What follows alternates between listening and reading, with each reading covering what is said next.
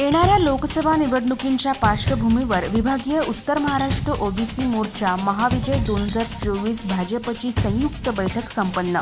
आज दिनांक 3 जानेवारी रोजी दुपारी 3 वाजता नाशिकमध्ये मान्यवरांच्या उपस्थितीत ओबीसी मोर्चा उत्तर महाराष्ट्र महाविजय 2024 विभागीय बैठक संपन्न झाली असल्याची माहिती ओबीसी मोर्चा नाशिक शहराध्यक्ष अजय आघाव व नाशिक महानगर भाजप प्रदेशाध्यक्ष प्रशांत जाधव यांनी दिली। उत्तर महाराष्ट्रातील सर्व ओबीसी मोर्चा भाजपा यांनी प्रदेश सरचिटणीस व प्रभागी विजय चौधरी व प्रदेशाध्यक्ष संजय गाते तसंच ओबीसी मोर्चा शहराध्यक्ष अजय आघाव व उत्तर महाराष्ट्र सहसंयोजिका सौ सुषमा चौधरी गोराने यांच्या हस्ते नवीन नियुक्त झालेल्या पदाधिकाऱ्यांना नियुक्तीपत्र देण्यात आले। सदर बैठक अयोध्या हॉटेल त्र्यंबक रोड सातपूर येथे संपन्न झाली असून बैठकीस महाराष्ट्र भाजप प्रदेश सरचिटणीस विजय चौधरी, ओबीसी मोर्चा प्रदेश अध्यक्ष संजय जी गाते, प्रदेश प्रवक्ते लक्ष्मण सावजी, ओबीसी मोर्चा प्रदेश सरचिटणीस गुरुदेव कांदे, प्रदेश सरचिटणीस बापू घडामोडे, प्रदेश सरचिटणीस विनोद दवळी, युवा संपर्क प्रमुख महाराष्ट्र राज्य मच्छिंद्र सानप,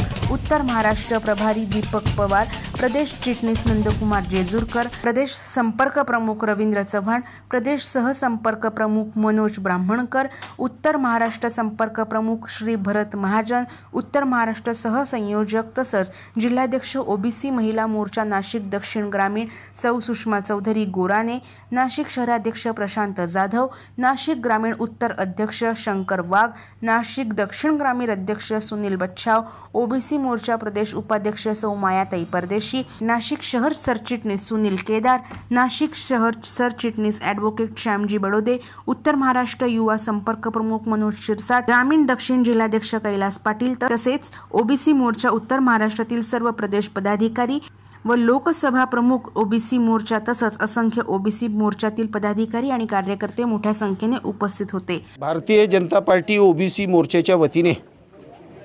या गेल्या 8 दिवसापासून ओबीसी भाजपाचा, भाजपा ओबीसीचा चलो चले ओबीसी के साथ, ओबीसी चले भाजपा के साथ या संकल्पासह संपर्क अभियान या संपूर्ण महाराष्ट्रामध्ये सुरू आहे। कारण की या स्वातंत्र्य प्राप्तीनंतर या देशाच्या इतिहासाकडे पाहिलं तर ओबीसीच्या संदर्भातल्या, ओबीसीच्या विकासाच्या संदर्भातल्या, त्याचा विकासाचा मुख्य प्रवाहामध्ये येण्याच्या संदर्भातले जे क्रांतिकारी आणि सकारात्मक निर्णय जर कोणी केले असेल तर या देशाचे यशस्वी पंतप्रधान विश्वगौरव आदरणीय नरेंद्रभाई मोदी आणि राज्यामध्ये आदरणीय श्री देवेंद्रजी फडणवीस यांच्या नेतृत्वात झालेले आहे। आणि हे सगळे निर्णय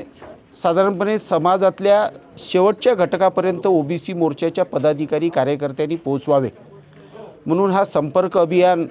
संपूर्ण महाराष्ट्रभर सुरू आहे। मी या 4 दिवसापर्यंत विदर्भाचा प्रवास केला।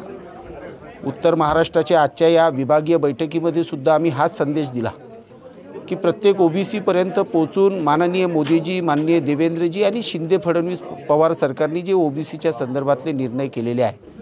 हे सर्व निर्णय आपण ओबीसी समाजातल्या शेवटल्या घटकापर्यंत पोहोचवले पाहिजे। आपल्या सगळ्यांना माहीत असेल की या देशातली नव्हे तर जगातली एकमेव क्रांतिकारी जी योजना नरेंद्रभाई मोदींनी 17 सप्टेंबरला सुरू केली, जिचं नाव आहे प्रधानमंत्री विश्वकर्मा योजना,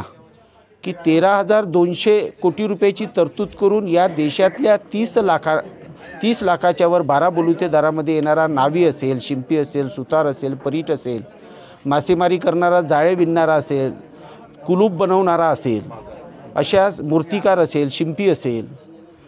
कुंभार असेल, अशा सगळ्या लोकांना प्रधानमंत्री विश्वकर्मा योजनेचा लाभ मिळवून द्यावा याचे सुद्धा वेगवेगळ्या ठिकाणी शिबिरं, कॅम्प्स ओबीसी मोर्चाच्या माध्यमातून सुरू आहे। आमचा ओबीसी मोर्चाचा कार्यकर्ता या सगळ्या घटकाला त्या प्रधानमंत्री विश्वकर्मा योजनेचा लाभ मिळावा म्हणून प्रयत्न करत आहे। कुठेतरी त्याच्याही घरामध्ये साधारणपणे विकासाचा प्रकाश पडावा म्हणून माननीय मोदीजींनी ही अत्यंत क्रांतिकारी योजना या देशामध्ये आणली आहे। ती आम्ही ओबीसी मोर्चाच्या माध्यमातून सगळ्या ओबीसी समाजाच्या घटकापर्यंत पोहोचवण्याचं काम करतो आहे। अमर सोळंके, मी नाशिककर न्यूज, नाशिक।